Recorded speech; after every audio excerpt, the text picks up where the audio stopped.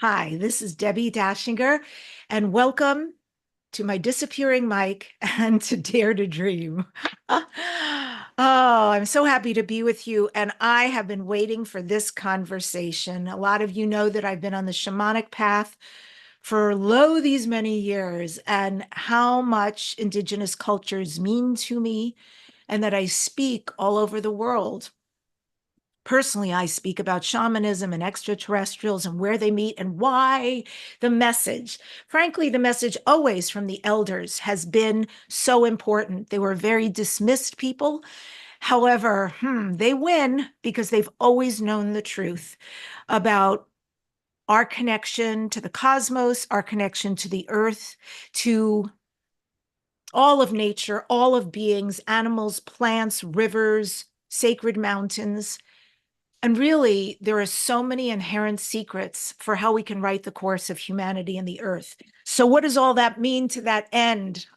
Today I am speaking live with a Mayan elder, Elizabeth Araujo, and we're going to be focusing on the Maya calendar, the profound themes of divine feminine energy, and the fulfillment of ancient prophecies. Stick around for that amazing conversation. This show has won many awards.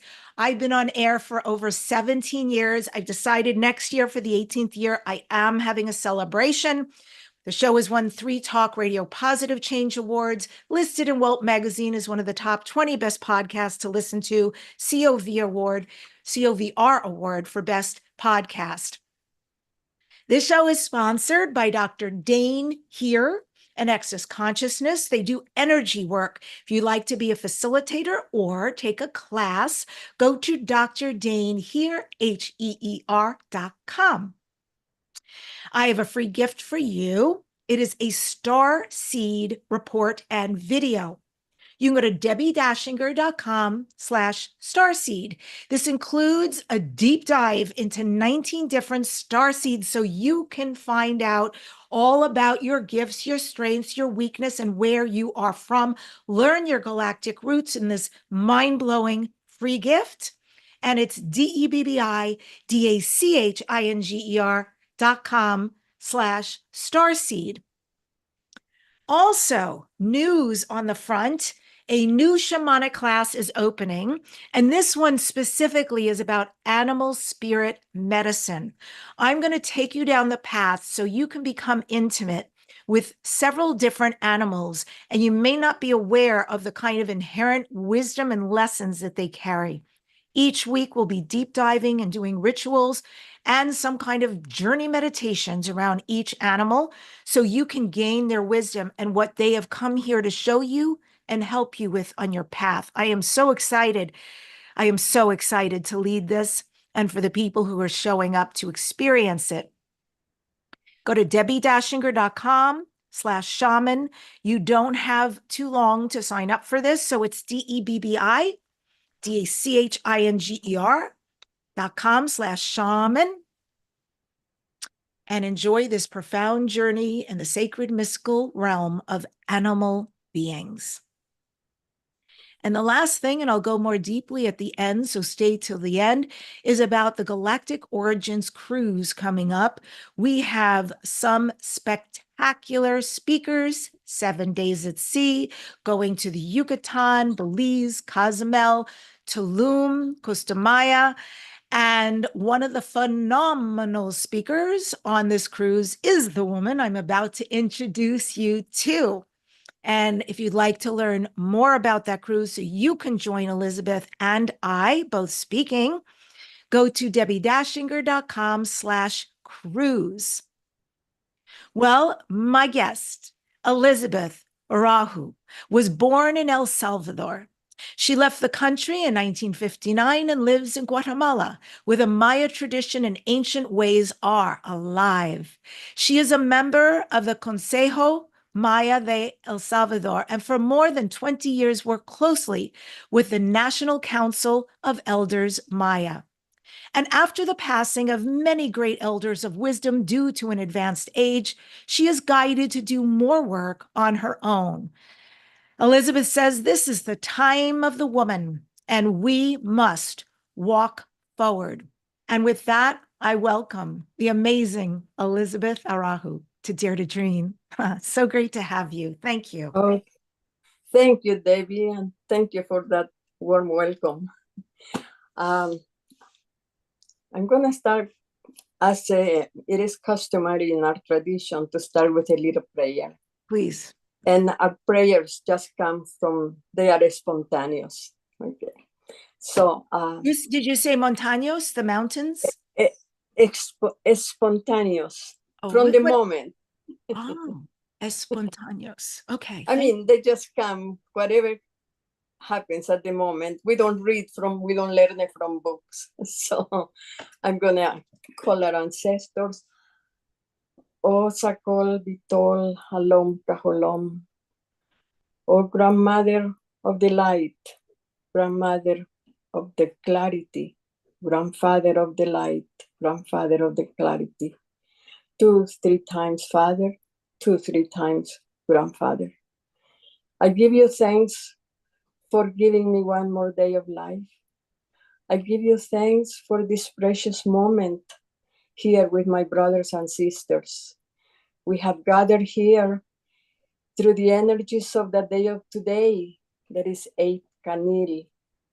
Kanil is the seed, the beginning of life.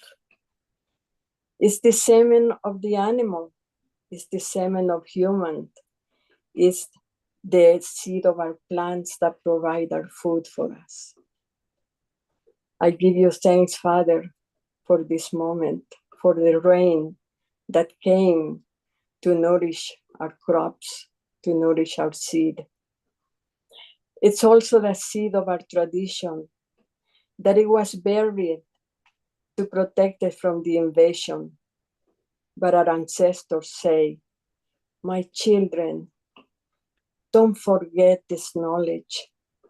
Don't let this wisdom go to waste or be forgotten, because the day will come where you will have to share it. And here we are, that time is now. Give us light, give us wisdom so we can dialogue. Thank you.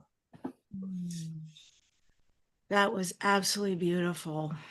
Thank you.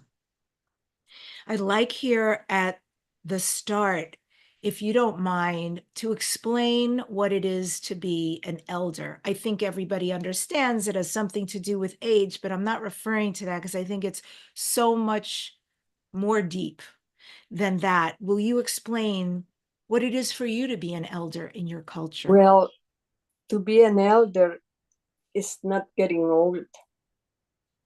It has to have some experience in life. You know, we have, in our tradition, we say the first 7 years is of childhood, is a time of innocence. The second 7 years, from 7 to 14, 15, are moments where you just enjoyment, experience their emotions. You know, that you meet a boy or you meet a girl or you have, it's all joy. But then it comes another time when the other 7 years, when you start facing life, like you have to work, you have to, find jobs. There are a lot of challenges that come. And the next 7 years are the test in life. You experience maybe a divorce, maybe your parents die. So you go through all that. And then when you reach the 52, you become an elder, but you have to be someone with some wisdom, with some experience, with, it to show that you have been working for humanity.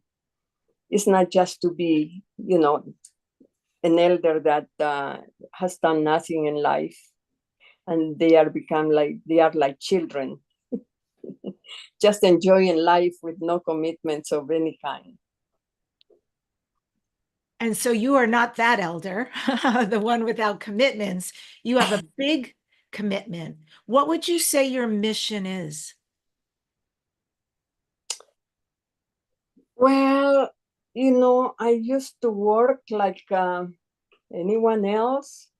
And then one day they say, this is enough.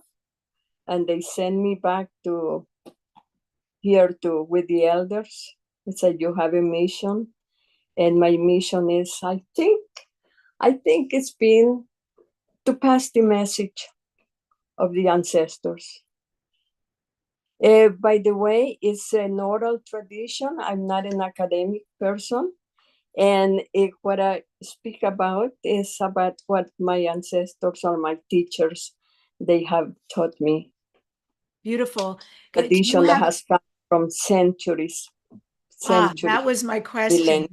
How far back something like this goes? So at least centuries, maybe even tens or thousands of years since Oh, the inception of people. absolutely, Yeah. absolutely. From the time of creation. Mm. Well, I want to just say here at the start that in my very interesting journey, which I never in a million years thought would be here, always a deeply spiritual person, but much to my surprise, I had a very unusual experience many years ago. It had to do with plant wisdom and the divine coming and doing a mantra over me. I didn't understand what she was talking about, but she was very insistent that I learn something about myself, which set me out on from confusion on a path to understand more. And along that path, including past life regressions and many other things to help me unearth what this information about me was and why it mattered and what to do with it. One of the many things is that I did a past life regression and saw that I had been a Mayan priestess in a temple and a leader of my people. And then along the line, much later, which was amazing confirmation for me, I had had my DNA done, which I found rather boring and predictable. And I found another company that does genomes, where you send your raw DNA data, and then you can get really specific as to your inception, where you really come from, all of this. And so, amongst some very interesting pieces of information, when I asked, what about indigenous? What about native? Do I have any of this? It came back, the chromosomes, to be specific, that I am 99.4% genetically chromosomes, genomes, Mayan, and 0.4% Native American. I'm like, oof.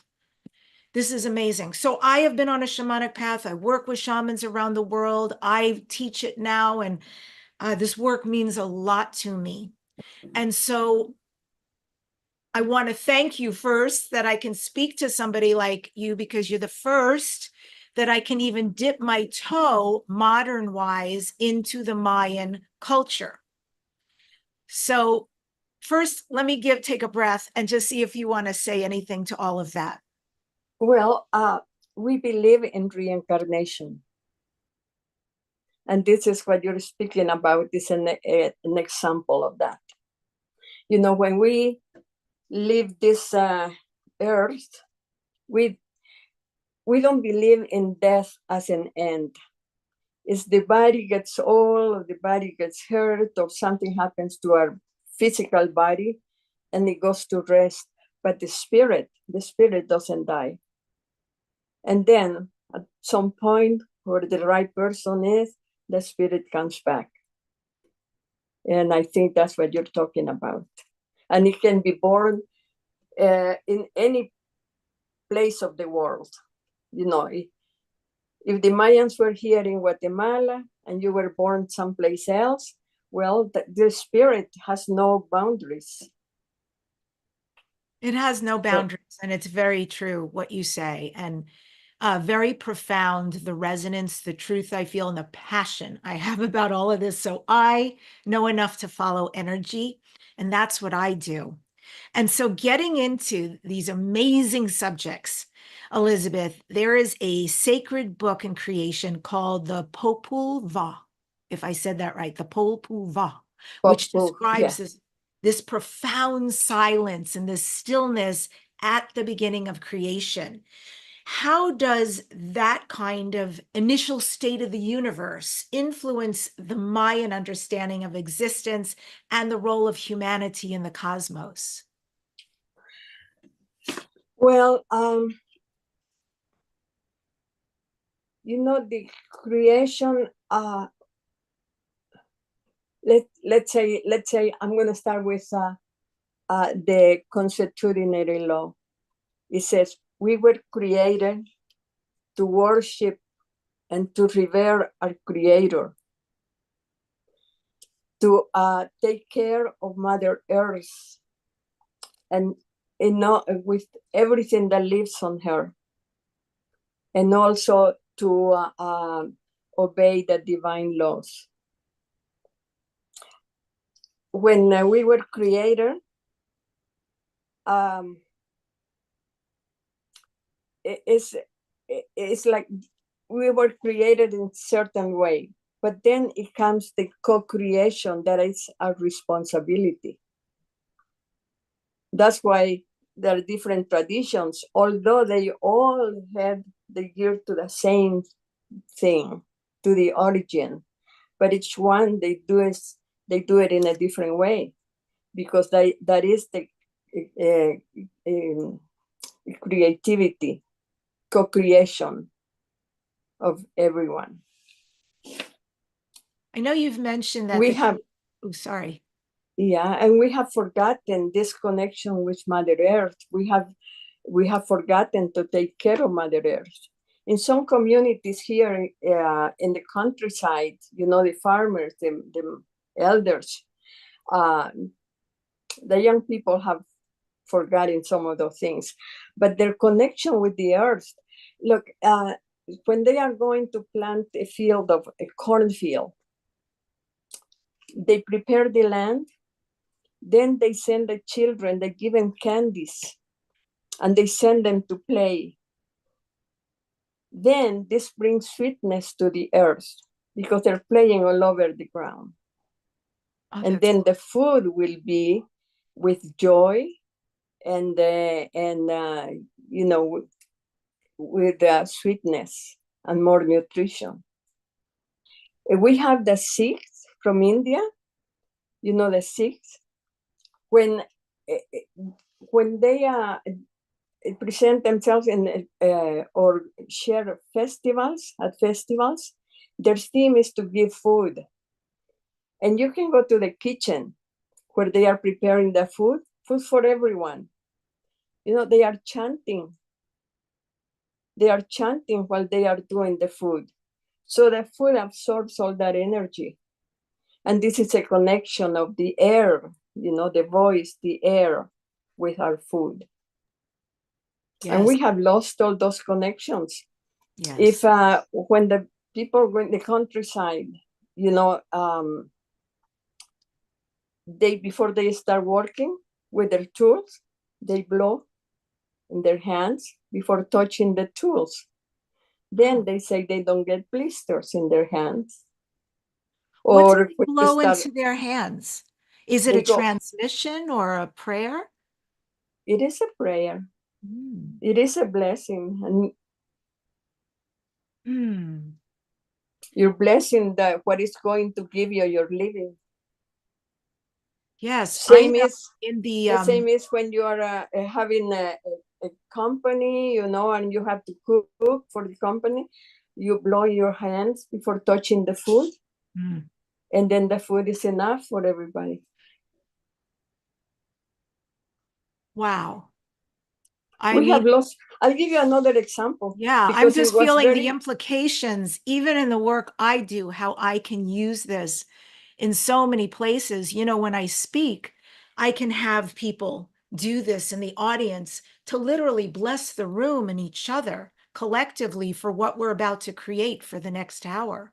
I mean, there's so many connection is very simple. Yeah. They are things that we don't think about it. Very, very simple. I'll give you this one. I was with the Grand Elder of Guatemala. We were in Siberia. And we had never been there, and we didn't know any of the people there. And one day they took us to a field. It was way in the, far away from the cities, from any town. And there were some petroglyphs, and they wanted us to see the petroglyphs. So the girl, we were 6 of us. The girl that our guide, he was an anthropologist. Mm-hmm. They crossed, it was like a circle, and they crossed to the back end of the circle. And we were in the back because the grand elder was walking slow, connecting with the earth. So he stopped at the entrance. And then the people, the other 4, they were calling us, come here. This is what we want to show you this. Come here. And the elder was all into himself, didn't pay attention to the call. He went to a rock, put his head in the rock, like that. And then he moved about 3 yards away from the rock and started digging. And then he said, now, when he finished digging, he said, you come here. He told the other 4, you come here. And he says, can you explain me what this means? What is, how this came about? And she started talking about the circle. It was a circle of rocks, big rocks. And then the girl says, oh, they say that they came from that mountain far away, that it was an explosion, and they came running down.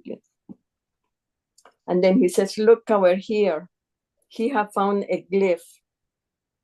And he says, here is the story of this place. You see the connection with the earth. And then he said there was a lake. It was like a volcano under a lake. It was an explosion, and threw the rocks away, and they came in a circle.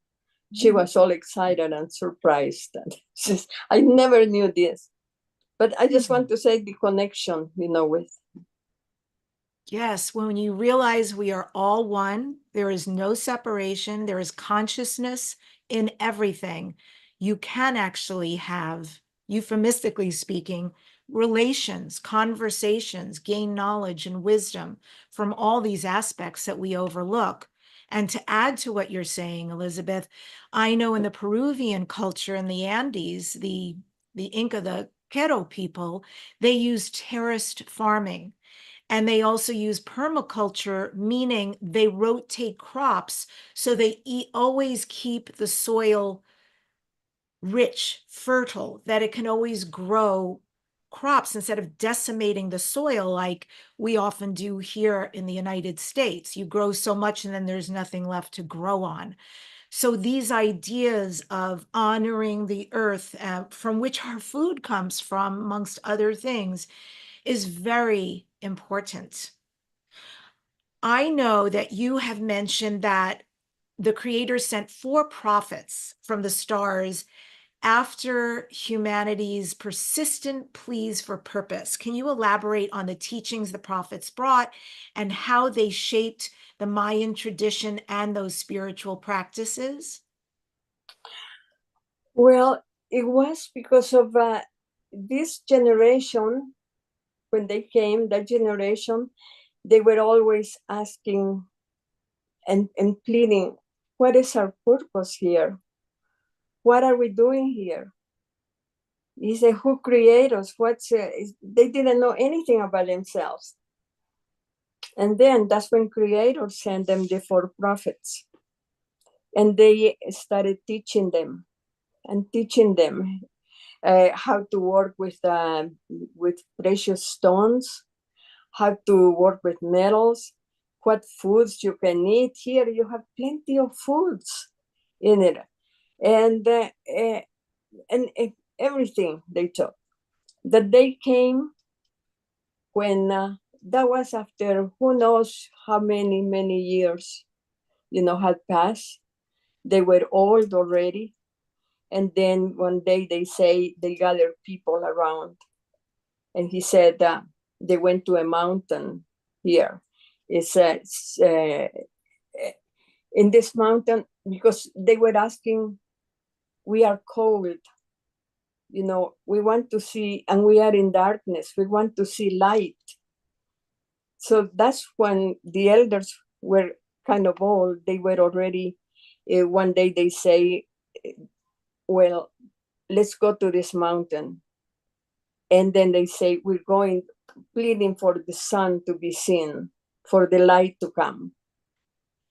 And that's when they did the first ceremony. When they felt that after chanting for hours, day and night, they went into the mountains, into the forest, and each one of them gathered certain a type of sap from trees, from different trees, to prepare an offering. There comes, like when you receive something, there is always an exchange. You have to give thanks, you know. And so they gathered these materials and they waited for the sun. Then they started working on the calendars, because with the sun, they could start measuring time. And they started working on the calendars. One day when they were old, they came to this, they gathered all the people, and then they say, you know, our time is up. They said, we have taught you everything we had to teach you. Our job is done. We are finished. We are going back. And then somebody asked, they were surprised, and somebody asked, but where do you come from? First he says, well, from that little bunch of stars. And that's where we are going back. And then there is more to that, because sometime later on, they returned to Egypt. And in Egypt, they were named Karamayas, and established the tradition in Egypt. Then they went back. Again, after finishing their teachings there, they came back to India. And then they were called Nagamayas. And again, they established the tradition there and went back and returned according to the glyphs that the Grand Elder had. You know, they returned 1/4 time around Cambodia. And they did the same. In all those 4 places, our cultures are very similar. And See, so you said, I just want to make sure I get this right. They came to the Mayans, they went to Egypt, they went to India, and what was the 4th place where the cultures? Around Cambodia. Cambodia? And some of the neighborhood. And do you know from what planet? But all those places, you see, all those places have pyramids. All those places honor the serpent. Serpent is wisdom. You know that, like in Egypt, they had the coral. And it's even in, you know, then in India, they have the cobra. And then in the other places, they have the 7-headed serpent. Right. And then it sounds a little bit akin to Quetzalcoatl, which is the serpent and the bird married together. Quetzalcoatl is the serpent that flies, that also is the dragon for the Japanese. This is so cool. So did any of these cultures ever discover, when they said we are from these stars and they point somewhere in the cosmos, do we know who these beings were, what galaxy they came from, or what name they call themselves? Well, they think they came, like the Mayans say, they came from the Pleiades. Oh, beautiful. Okay, the 7 sisters. So let's move further on what you're sharing here. So the first Maya ceremony leads to the creation of calendars. What's the significance? After the sun came, after the sun showed up. After the first ceremony happened when the sun came. As they were doing the ceremony, in the middle of it, there was a light that came from up above. And when this light reached the ground, it manifested an elder. And then he says, who are you? And he said, I am the heart of the heavens. I am the heart of the earth. I am the heart of the water. I am the heart of the air. He says, the land, the earth is yours. He says, populate it. And then he disappeared. Ooh. Ha. Therein lies the creation for the Mayan culture in the significance of time. And there is particularly this role of Choltun, or the long count calendar, in marking errors and its relevance to the era. How does that connect that information to what we are living in today? This calendar, where does that set us right now? Okay, we have several calendars, like the hub that is a solar calendar and has to do more in agriculture. We have the Cholquij that is used more in the daily life. It's called the spiritual calendar. It's a lunar calendar. And based on that are the ceremonies, the astrology are done. And they guide us in our daily life. Like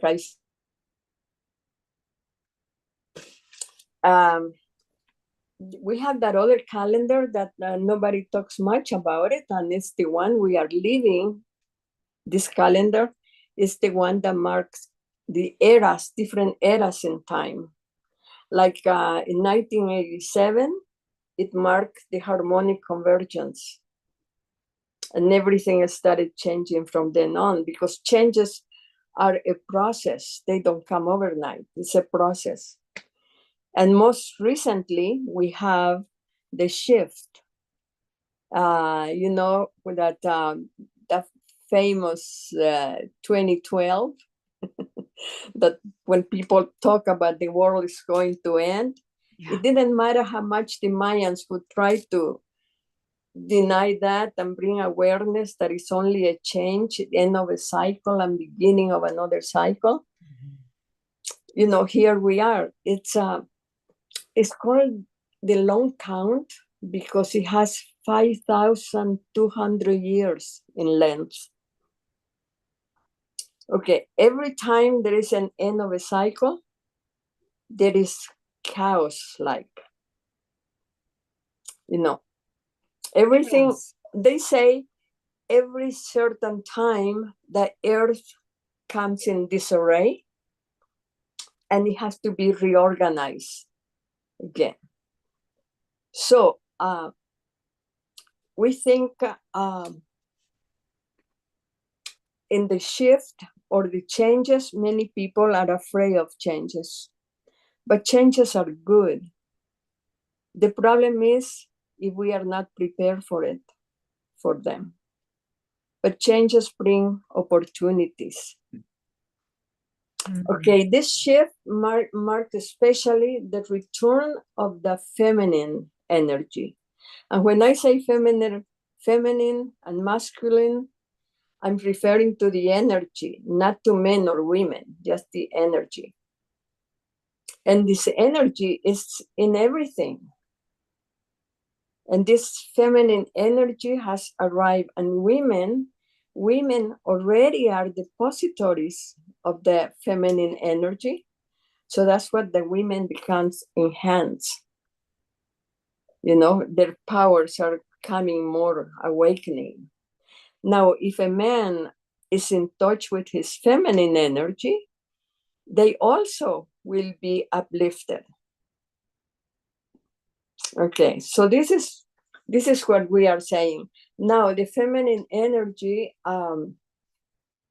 that is in it is here. Sometimes we don't see it, but just look.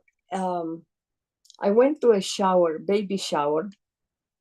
My previous baby shower had been maybe 30, 40 years ago. I don't know. And then I went to this shower last year. my surprise, they were about 40 people.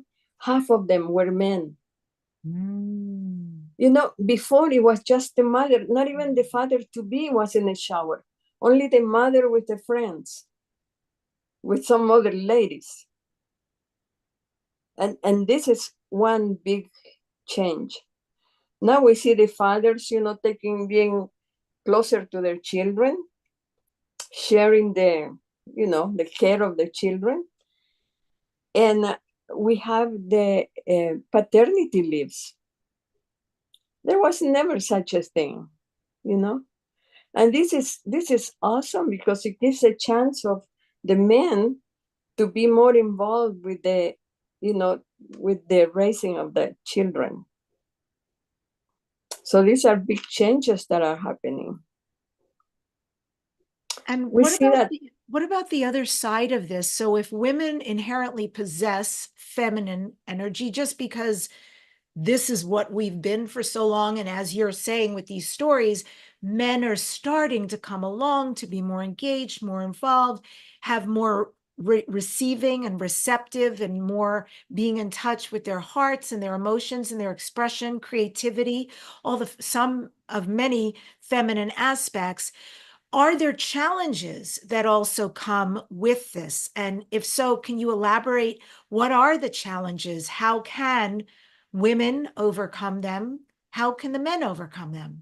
First of all, we have feminine and masculine energy. And one of the things we have to do is to balance that energy, because the energy is one. It's only one with two faces, you know, the feminine face and the masculine. But we have both, but we need to balance it, men and women. Because for us, the split came with the invasion, when the invasion came, because they brought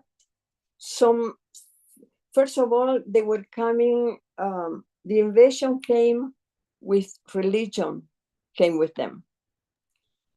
Who were the invaders you're talking about? Well, they came, we say from Spain, but they left from Spain, but they were So more. you mean It was European.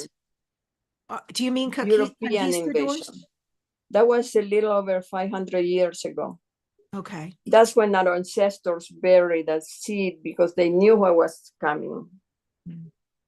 The people, they were lost at sea, and they were going to India, but they ended up in this area. And then they saw that here there was opportunities to be to make money. You know, there was a lot of gold, there was a lot of things. So they went back to prepare coming back. And that was with the help of the Pope and with the help of the crown of Spain. You know, they gave them money and they came, but they came with an intention already. And then the church joined them. And the church, and at that time, it was the time of the Inquisition in Spain. They had killed all these women, you know, they say they were witches. They were women of wisdom. But they got rid of them. And then they came here and they tried to do the same. They brought a new language and it was imposed. They brought a religion and it was imposed. They brought the 10 Commandments. That the three first ones says, do not kill, do not steal, do not fornicate. And were the three things that they did when they came. So they imposed these things, and women had to have as many children as God wanted, they say. But they needed these hands to work. You know, they built churches. All those churches were built with the hands of the indigenous people. And that's when then they taught to the woman. Women lost her place. It became secondary. And then she had to obey the man. She had to accept. and she had to keep quiet. And that's what is still, is in many of the communities, you're still under that course, I would say. But things are changing now. They are changing, and I just want to say there's also some insanely antiquated practices. For instance, this Sunday I was at a community event and we went around and did some sharing, and it was very beautiful, sharing food and some intention and prayer, and just a beautiful experience in a beautiful home. And one of the gals who spoke was speaking about the feminine, and she said that apparently in Afghanistan they have just decreed that any woman who leaves the house cannot speak. She can only speak while at home. And if I heard that too.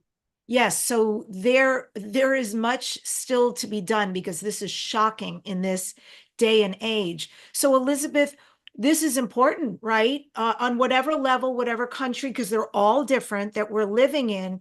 How can women heal their wounds to grow? What are some of the steps that women can do to begin this very deep healing process? Well, they are still very oppressed. So, but let's talk about all of us, the rest of the world. We are walking with a bundle of wounds in our soul. We have wounds of rejection, abandonment, you name it, violence and humiliation, everything. So what we need to do is to make an internal trip, go inward, to feel your wounds, to find them, and to be with them. And because only then, when you recognize them, you can digest them. Once you digest them, they go away. But sometimes it's very hard to go back. You don't want to recreate that. But it is necessary to do it. And the key is the forgiveness. If it's too hard, put some compassion on yourself. Then you forgive the other, but forgive yourself also. And that is still a little off balance, So to bring balance to it, it just give thanks for the experience and give thanks for the teachings that it left.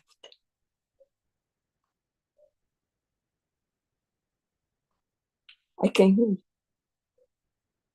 Sorry, are there key teachings that we can impart to our children and our children's children, so that we ensure that they grow up with respect for everything, for everyone, with balance, as you say, of this feminine and masculine? What can we do for our children? Well, that's one of the challenges of the women, because in the prophecy says, the Maya prophecy says, the women will govern.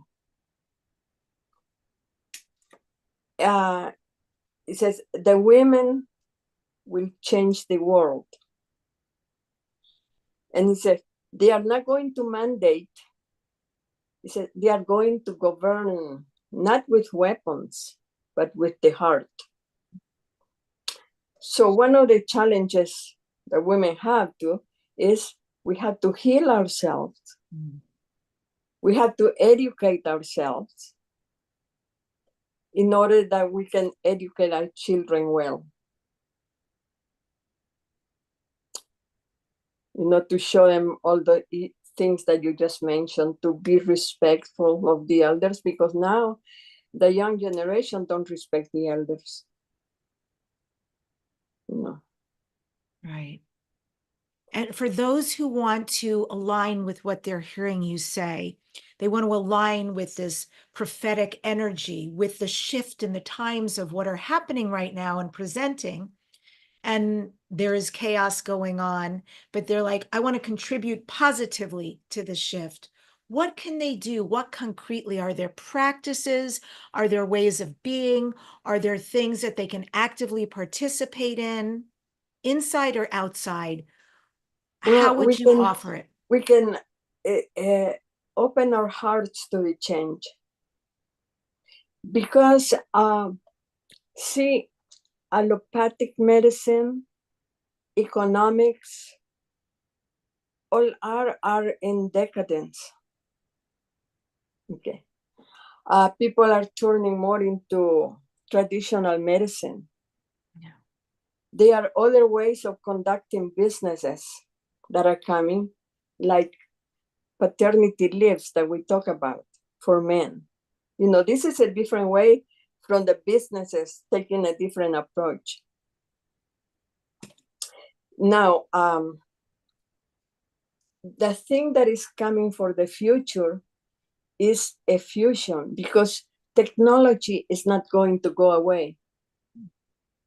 Technology is going to be here, but spirituality is coming. Mm. Ancestral wisdom is coming, and it's going to be a joint. The medicine, you know, that we have the allopathic medicine, but it's going to blend with traditional medicine. And then all that is going to give birth to the new world, to the new human. And the new humans are already here. And it's like you and I and all of us who are listening to it, interested in the words that we are talking about. Beautiful. So the fusion, that's the new world, that's the new humanity. And rather than rejecting technology and because see, it's a combo. See, spirituality alone, it brings fanatism. And that's not spirituality, it's fanatism. That's a lack of spirituality. But that can conduce you to death. We see all that is happening around, you know, that believing that they are doing it for God, like, you know, you can defend your God and you go and kill. Technology alone, it doesn't work either, because it can create things like the atomic bomb that can conduce to death also. But spirituality with technology, spirituality with work, is going to bring the new world, the new human. And that's what is coming in the future. Maybe we won't see it. Yeah. But we do things for our future, for the future generations. Yeah. Because if you can see it in a count of 5,200 years, we are only in the 11th year of this cycle. Wow. That's why there is all this turmoil going on. There is resistance. There is the meeting of heaven and hell. There is the meeting of the dark forces with the light. And all this brings this convoluted world that we are living right now. We say, the Mayan say, well, it's like we are still in the umbilical cord. And before birth, there is pain. So we are into the pain to give birth to the new world. It's like the night before the day comes, there is darkness. So I'm right there. So let's not lose hope, because things are changing, and we can see now that women's voices matter. Absolutely. And the women's voices come with joy. Yeah. How can we all women, but frankly, I know so many men who would support this. How can we redefine what it means for women to lead, to govern without falling into this traditional masculine way of exerting power? What does it mean to use the power of the heart for a woman to lead and govern? Well, I think we are seeing it now in the news.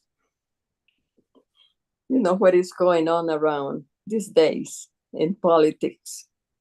Now, there are women that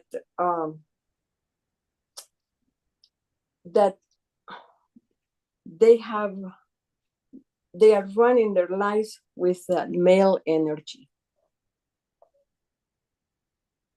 That's why we see women, involved in so much violence, because they're running with a male energy within themselves. So they are not into their feminine energy; they are into a masculine energy within. And to make a change, it needs awareness. It's a conscious change. A very conscious change. I just want to say it's amazing to listen to you. And you are also paralleling so much of what the Peruvians talk about. They have their own prophecy called the Pachacuti. And that is a prophecy yes. Every 500 years. They say different timeline than your 5,200 years. But it's very close. Very close. Absolutely. Mm-hmm. And they also say, for them, they say we're in the middle. It's not a prophecy. It's not a myth. It is real. We are living in it. There is absolute chaos, but the chaos must come before the healing occurs. And one of the many things they predict is the rise of the divine feminine. So it is amazing to me that in so many indigenous cultures, which again, I feel have always had the secret to healing the planet and humanity, that as part of what they say we are in the midst and what is coming is for finally the divine feminine to come back around again. So there is concurrence with what you and your culture are saying around the world as well. Are there other things, Elizabeth, besides the divine feminine that we will be seeing on the horizon as part of the healing of this planet and of our people? What was the question? Are there other things besides the rise of the divine feminine that are about to come that will be percolating, that will be healing the planet and humanity? Is there we are moving towards the era of peace and oneness. That's what is, and but it needs cooperation. I want to say one more thing. The shift is a jump, like a quantum leap to another level of energy vibration. And I saw this very clearly in a cruise done last January, February. After the pandemic that stopped, all traveling stopped. So it had passed like 5 or 6 years before this other cruise that I participated on. And the whole group, it was totally different vibration. It was amazing to see how it moved as a group, as a collective. And they were lawyers and they were doctors. They were all just coming to learn something, again, some of the ancient wisdom. Mm. And then I saw it again this year. I was in India at another gathering. That again, it was the first one they did live after 6 years. And it was totally different than all the previous ones. So the shift is happening. That's beautiful. I love that. Well, that's a perfect segue talking about a cruise and about travel because you and I are both speaking and presenting aboard the Portals to Ascension Galactic Origins Cruise this December. We're going to the Yucatan. I am very excited.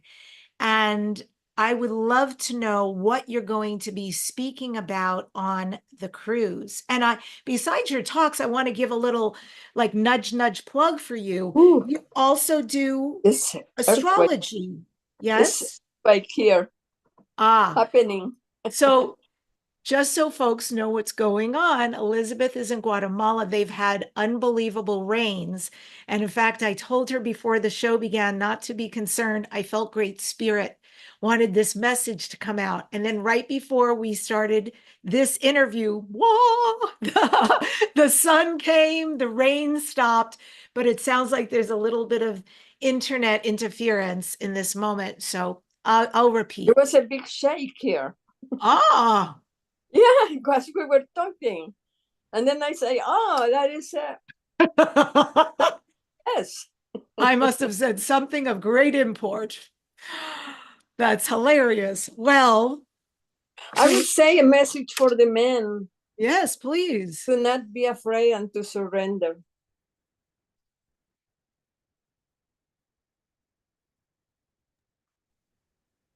And for the women to say, I am good enough. I am not a victim anymore. My voice counts. My voice is heard.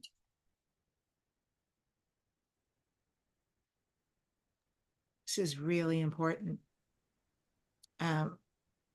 Very important. May I ask you when you say for the men to surrender? Because even my head goes a little bit like, surrender to what? Around what? To love, to the feminine. And we need your support also. Mhm. It's not this is not a political movement. Yeah. It's just something that comes from, it's the return of the ancient wisdom. Yeah, when I do every month I do a full moon fire ceremony and a new moon ceremony. And I invite community to join me so I can guide them through the ceremony because it's a remarkable time of creation and of letting go. And I always invite the men to come and stand for the women, the men to come because in some lifetime they were women, because they came from a woman, because Mother Earth is a woman. There's so much feminine energy everywhere for all of us. And I think there's men, women, all so important to what is happening right now for the healing of the planet and the people. And so surrender for the men, for the women to heal, to use our voice, to remember that we are enough. Powerful. We are enough. We are both speaking, Elizabeth, on the Portals to Ascension Galactic Origins cruise in December to the Yucatan. I'm so excited to meet you in person. And I would love you to tell people, what are you speaking about and what are you offering? What am I talking about? Well, I think probably I'm talking about the origin, about our prophets. And aren't you offering some astrology? Tell me about that. You do some astrology? Well, yes, it's one of the things I like because see, our creator gave us, each one of us, a, a destiny. Our destinies are different. And sorry. And that destiny is the inheritance that he has given us to make a living. Some people are singers, other people are good for the law, other people to take care of Mother Earth. Others are just missionaries, although that word is not really, but just to work for the tradition, or teachers. And that's why there was respect, because you cannot envy your gift, because your gift, it was given by the Creator. It's yours. So I had to respect that. And this way is what we didn't have. There was no envy. There was no judgments. Everything worked together. And this is what gave way to the, how you say, the bartering thing. That was in the old ways. You do this, I do this other, we exchange things. So this is what astrology does, is show us our purpose in life. What are the gifts we have been born with, and what is our mission in our adult life when you pass the 40 years of age. There is a time that we experience a big change within ourselves, and it's time of reflection, and we say, where am I going? So it tells you what your mission is for that time of life. I may have to book. And it's based in the lunar calendar. Oh, cool. Amazing. Well, and folks want to know more about what you're speaking about on the cruise, go to debbie-dachinger.com/cruise. It'll take you right to the site. You'll get to see these unbelievable, these very sacred places we're going to. And you can click on Elizabeth's picture and see under her photo exactly what her presentations and offerings are. And I want to talk a little bit here, Elizabeth, about the fact that you are bringing us on a land excursion, specifically to do a fire ceremony. I got to tell you, that's the thing I'm the most excited about doing. And I'm going to do a little plug. If you need an assistant during the ceremony, I am right now publicly offering myself to you, because it would be, I can't even imagine how transformative. Will be my pleasure. Yes, I would love that. So you are offering a Costa Maya excursion where you're leading a Mayan fire ceremony. Can you tell us about that? What can we expect? Well, during at some point during the cruise, I will explain. Before, I like to explain everything about the ceremony, in what does it consist, or explaining every meaning of everything that we use, and what a ceremony is. And this is previous, so that when we do the actual ceremony, we can get more connected to it, instead of explaining at the moment what this is. That way we can really get more into ourselves, and a better connection with our Creator, because the ceremonies are done for our Creator. We don't have anything else to offer them, but our thoughts, our heart is what we offer. And we use all incense, flowers, things that they can please our Creator. For folks who are listening to you, maybe they're new to you, maybe they know you, and they're just so excited to see you again. Is there a place that they can go to learn more about you? Or is there an event you're doing? Or should they just go to the Galactic Origins cruise and join us so they can meet you in person and experience you in person? I will be happy to meet all of you with much love. Well, I can't wait. We are wait. living very exciting times. We say we are living times of confusion, that the world is in chaos, but there is it's time of miracles as well. So let's not focus on the other thing, but to go forward and the light. In the light, in the light. Elizabeth, this is Dare to Dream. What do you next dare to dream? What are your future dreams and goals? My personal, I need to have some time for myself. And this is what I'm struggling with, because I feel that all my personal life needs to take attention also. And I find very little time for that, but that is my dream, to have more time for myself. And also, I wish for all of us to dream a world of beauty, health, and peace. Aho.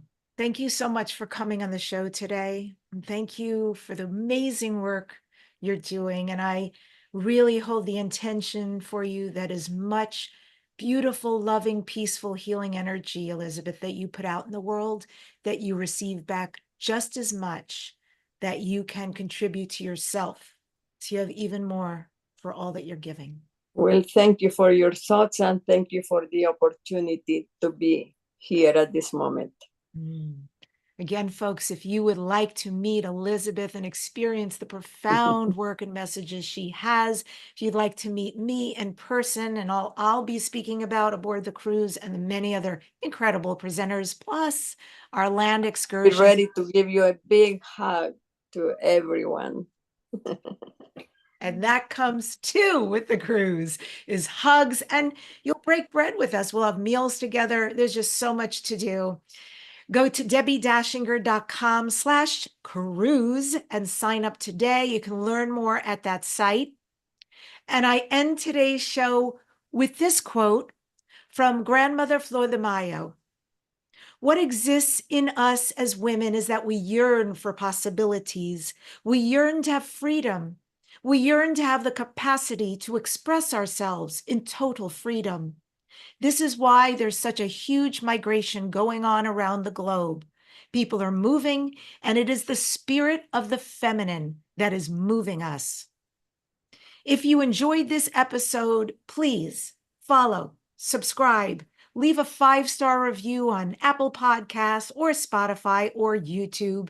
Your support helps more people discover the show, and it means the world to me. Thank you. Next week on Dare to Dream, I am once again speaking with the amazing Tim Tactics, who is known for his cosmic disclosure on Gaia TV and his appearances on Truth Hunter. Remember this week to stay in peace rather than pieces. Thank you for joining us. Thank you.